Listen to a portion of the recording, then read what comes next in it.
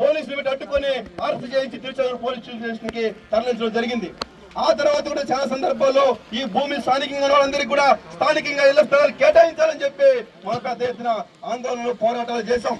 ఆ పోరాటాల్లో ఇప్పుడు ఎమ్మెల్యే గారు పునవర్తి నాని గారు అప్పుడు ఈ పార్టీ ప్రతిపక్షం ఉన్నప్పుడు మన దగ్గరికి వచ్చి ప్రతి ఒక్కరి దగ్గరికి వచ్చి మురళ దగ్గరికి నాగరాజన్ దగ్గరికి వచ్చి మన నాయకత్వం దగ్గరికి వచ్చి అన్నా మేము అధికారులకు వస్తాం, అధికారులకు వచ్చిన తర్వాత 6 నెలల్లో అందరికీ స్థానికంగా ఇళ్ల స్థలాలు ఇస్తామని చెప్పిన వ్యక్తి ఈ రోజు వాళ్ళకు అధికారులకు వచ్చిన తర్వాత తెలుగుదేశం పార్టీ వాళ్ళకి ఇళ్ల స్థలాలు ఇచ్చారు తప్ప స్థానికంగా ఉన్నట్టు ప్రజలకి ఒక్కరికి కూడా స్థలం ఇచ్చే పరిస్థితి లేదు.